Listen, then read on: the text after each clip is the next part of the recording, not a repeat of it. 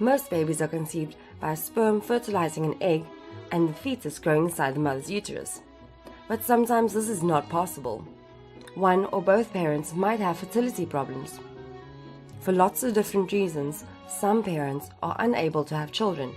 In fact, there are 5 million children worldwide born to parents who either couldn't or had difficulty producing babies. One way of helping with infertility problems is through IVF, and has been in use since 1978. IVF stands for in vitro fertilization. This sounds complicated. By the end of this video, you will know all about how IVF works. IVF can be used when natural fertilization inside the body cannot occur. This is often due to the reproductive parts of the mother or the father not working properly.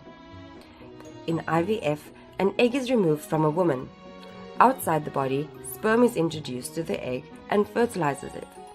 The fertilized egg develops to form an embryo, and the embryo is then returned to the woman's uterus, where the fetus then develops in the uterus as normal. We will look at this process in more detail later in the video. The wonderful thing about IVF is that it can overcome a multitude of fertility problems. If a woman has a problem with her eggs, then donor eggs can be used. Or if the male sperm are the problem, then donor sperm can be used. Or maybe the sperm and the eggs are both healthy and compatible, but the woman's uterus is inhospitable. Then a surrogate mother can be used, but with the mother's eggs and the father's sperm. So let's have a look at the IVF process in a little more detail. The first step is called downregulation. Drugs are used to turn off a woman's ovaries by suppressing the production of the hormones FSH and LH.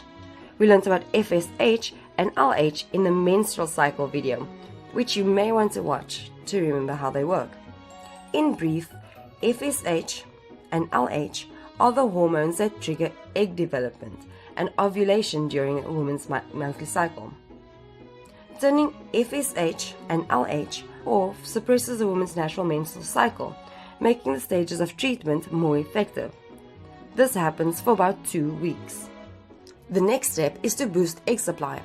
This time, lots of follicle-stimulating hormone, FSH, is injected for about 10 to 12 days. FSH increases the number of eggs your ovaries produce. This means that there will be more eggs available to be collected and fertilized in the treatment. More eggs increases the chances of success. Once enough eggs have been produced, another hormone called HCG is injected. This causes the eggs to mature so that they are ready to be released from the ovaries. The woman is sedated and a very small pipette is used to remove the eggs from the woman. The eggs are outside the body and ready for fertilization. With the eggs removed, the woman is now given progesterone hormones to prepare the lining of the uterus to receive the embryo. Now up steps the man. Sperm are collected into a petri dish where they are processed and the healthiest ones are kept. Healthy sperm have a higher chance of survival and are most likely to fertilize the eggs. The egg and sperm are then mixed together in a petri dish and left to fertilize for about 20 hours. If the fertilization happens, the embryos are kept in a warm place set at human body temperature to replicate the mother's uterus. They stay here for up to 6 days to ensure they are starting to develop into embryos. As I said earlier, the woman is given progesterone to make sure her uterus is ready to receive the embryo.